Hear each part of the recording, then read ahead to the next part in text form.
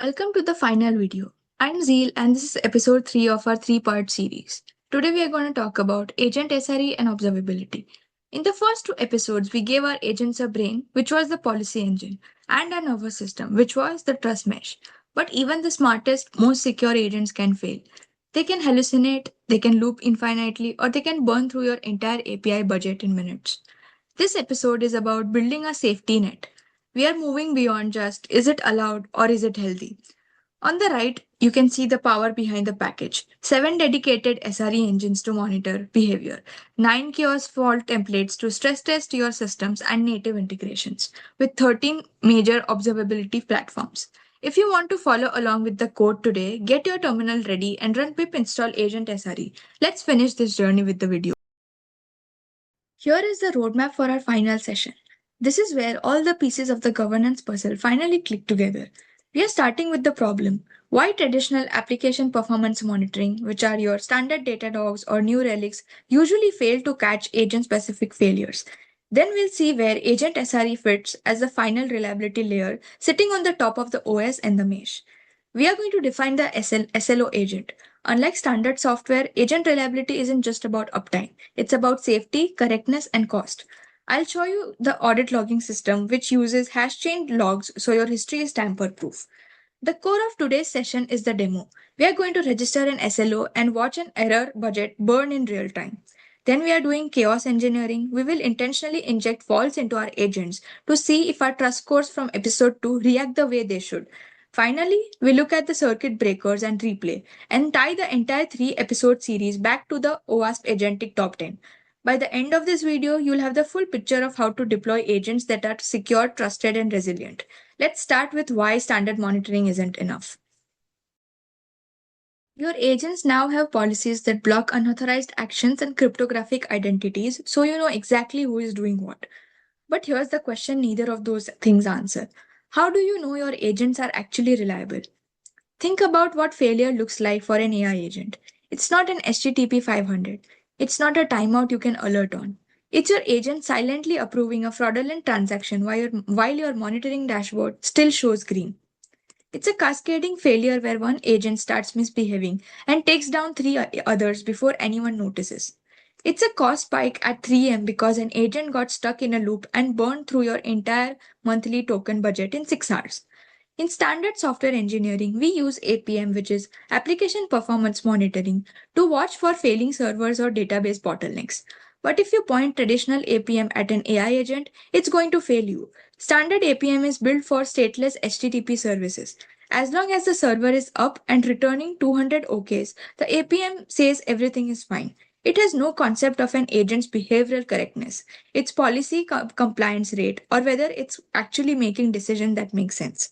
That's what Agent SRE solves. It takes the exact same reliability engineering practices that Google, Netflix, and Spotify use SLOs, error budgets, chaos testing, circuit breakers, and adapts them for non deterministic agent workloads. Quick recap of the full picture. Episode 1 was Agent OS, the policy engine, and what agents are allowed to do.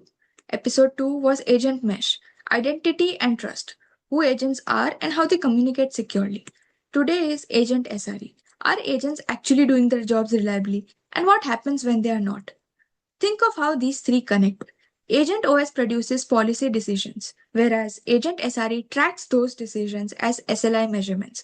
Every policy violation counts against your error budget. Agent Mesh produces trust scores, whereas Agent SRE monitors trust scores changes as reliability signals. If an agent's trust score starts dropping, that's the reliability event. These three aren't just independent tools, they are a stack, and Agent SRE is the observability and reliability layer that sits on the top of everything. It has 7 SRE engines, 9 chaos fault templates, 7 SLI types, and integrations with 13 observability platforms like Prometheus, Grafana, Datadog, PagerDuty, Langfuse, Langsmith, and many more. So let's start with the foundation. What does an SLO, which is service level objective, actually mean when you're talking about an AI agent? If you have done SRE for web services before, you know the idea. You define a service level objective, which is something like 99.9% of the requests must succeed in under 200 milliseconds. You measure it with an SLI, the actual metric. And you have an error budget, the amount of failure you are allowed before you need to stop shipping and fix things. But for an AI agent, it's the same pattern, but the metrics are different. For a web service, you measure latency and error rate. For an AI agent, you might measure something like safety. What percentage of the agent's actions were policy compliant? If this drops below 99%, something is wrong. Next comes correctness. Is the agent completing tasks successfully? Latency. Is the agent responding within an acceptable time window? Then come cost. Is the agent staying within its token budget? And trust score stability. Is the agent's trust score staying in an acceptable range? These are the 7 SLI types the toolkit supports. And critically, when an agent breaches an SLO, the system doesn't just send you an alert and wait for you to respond. It can automatically restrict the agent's capabilities until it recovers. That's the error budget model applied to agent behavior. For the contributors, the SLO engine is in the packages folder in agent SRE. The SLI types are defined in a way that's designed to be extended. If your use case needs a custom SLI type, adding one is a well-scoped contribution. Before we get into the code, there is one more concept worth understanding, the audit log, because it underpins everything else in the agent SRE. Every action every agent takes, every policy decision, every tool call, every trust handshake gets written to an append-only audit log with hash chaining. Hash chaining means each log entry includes a cryptographic hash of the previous entry. So if anyone tries to tamper with the log, delete an entry, modify a decision, the chain breaks and you know immediately. The audit log is the raw material for the replay engine. Replay debugging means you can take any point in time, load the audit log up to that point, and deterministically replay exactly what the agent did and why did it do.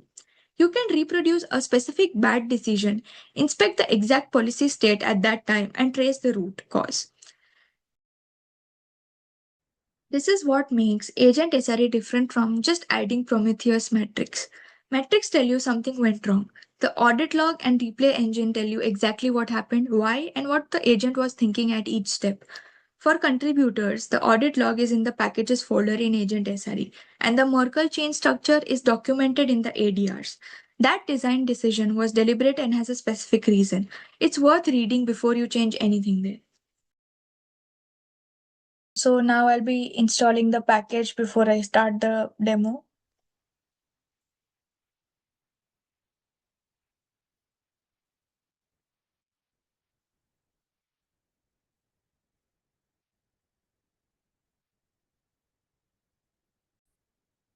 And it's installed.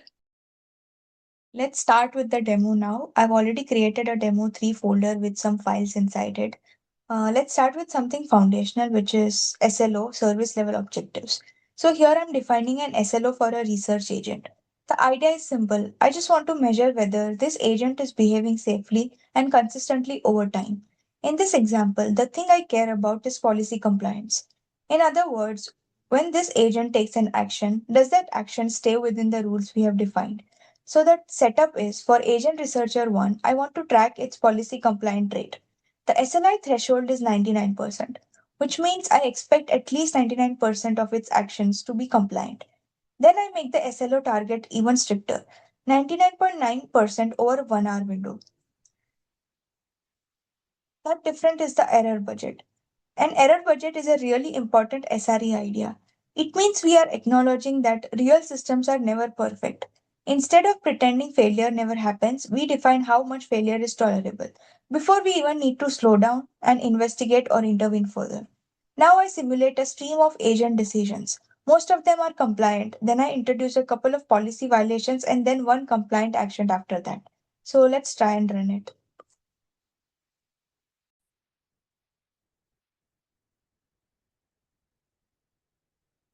When we run it, the output shows a few key things. First, SLO matters false. That means the observed compliance rate fell below the target we defined.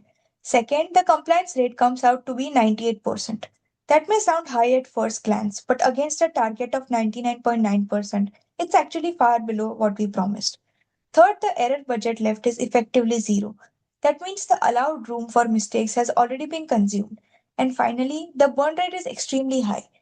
So, burn rate tells you not just whether you are missing the target, but how fast you are consuming the remaining error budget. That matters because a system can look okay in the moment and still be on a path to failure very quickly. If you are burning the budget 10 times faster than planned, then a 1 hour or 1 day reliability target, it can collapse much sooner than expected. So the warning and critical burn rate alerts both fire here. That's the system telling us this is not a small drift, it's a fast moving problem. That's why burn rate is much useful operational metric. It helps you respond before the full outage, full breach, or full reliability failure actually arrives. So let's move towards chaos engineering for agents.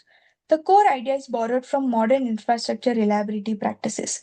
Instead of waiting for production failures to surprise you, you intentionally inject control failures in a safe environment and observe how the system behaves.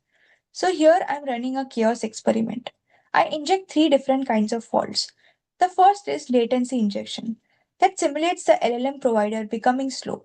In this case, some percentage of requests get delayed by 2 seconds. The second is a tool timeout. That simulates a dependency like document retrieval or web search becoming unreliable or hanging. The third is trust perturbation. This one is particularly interesting for agent systems because it's not just an infrastructure failure. It simulates the agent's trust score dropping during operation. Let's try to run the experiment. So when I run the experiment, the output shows the exact faults being injected, along with the rates and parameters. So we can clearly see what kind of disturbance and the agent is under. Task still completes successfully, which is good. But latency goes up, retries increase, and the trust score drops significantly. That tells us the agent remained functional, but it did not remain unaffected. Then we check the safety threshold for the experiment. In this run, the agent stays above the abort threshold, so the test is allowed to continue and we compute a resilience score. That score gives us a simple way to summarize how well the agent handled stress compared to baseline behavior.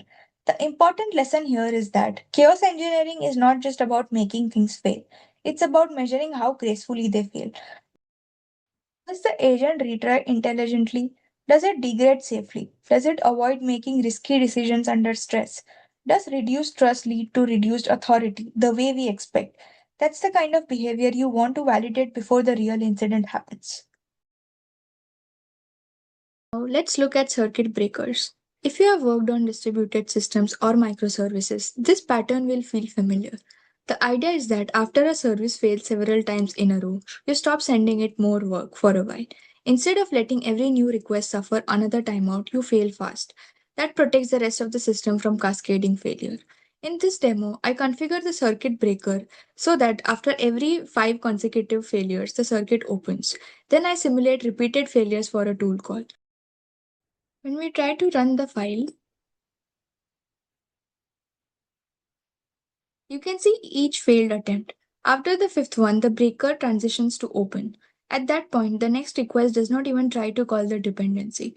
It fails immediately and tells us how long to wait before retrying.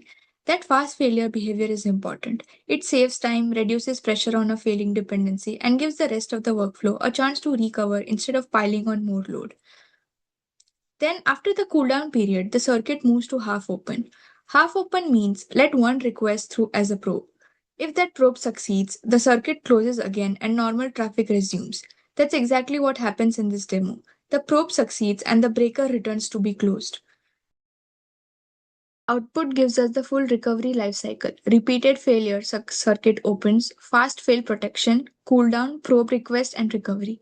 That's a very practical reliability pattern for agents, especially when they depend on external tools, APIs, model providers, or other agents. Now let's move towards replay debugging section. The last part is replay debugging, and this is where observability becomes really valuable. When an agent makes a bad decision, it's not enough to say something went wrong. We want to know exactly what happened, when it happened, and what the policy state looked like at that moment.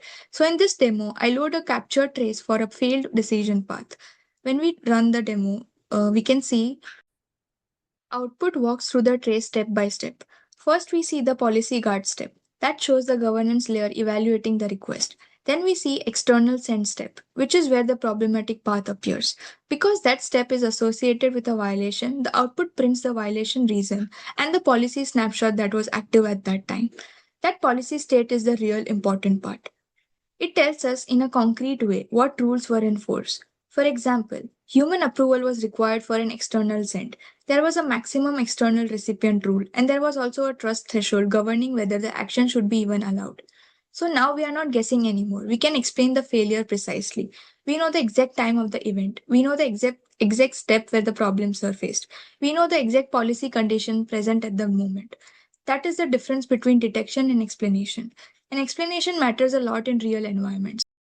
Your engineering team needs it for debugging. Your security or compliance team needs it for review. And in regulated settings, that same information can support incident reporting and auditability. So, replay debugging turns agent failures from vague stories into inspectable evidence backed timelines. So across these four pieces, you can see what agent SRE is really about. SLOs let you define what reliability means for an agent. Error budgets tell you how much failures you can tolerate. Burn rate tells you how quickly you are getting into danger. Chaos engineering lets you test resilience before production fails. Circuit breakers stop failures from spreading. And lastly, replay debugging gives you the forensic trail to explain what exactly happened. That combination is what makes reliability engineering for agents different from just logging outputs. We are not only asking whether an agent answered a prompt, we are asking whether it stayed safe, stayed reliable, degraded gracefully, and remained explainable under pressure. Let's map this to OWASP to close the loop on all three episodes. ASI 8, which is cascading failures, that's a circuit breaker and chaos testing. You prevent one failing agent from taking down your whole system and you prove resilience before it matters. ASI 9, which is lack of observability. That's the SLO engine, the 7 SLI types, open telemetry report, and the 13 platform integrations. Your agents are now measurable, alertable, and auditable. ASI 10, which is the rogue agents. Between trust scoring from agent mesh, policy enforcements from agent OS, and SLO triggered capability restriction from agent SRE, a rogue agent gets detected, restricted, and if necessary, terminated automatically and with audit logging and replay debugging. And now you have the evidence trail for your own debugging, for your security team, and for regulators. Okay, so let's talk about what we built across all three episodes because it only makes sense when you see it together. Episode 1 was Agent OS. Before any action runs, there is a policy check, allowed or blocked, deterministic, sub-millisecond with a clear reason on every denial. Every policy decision gets returned to the audit log. Episode 2 was Agent Mesh.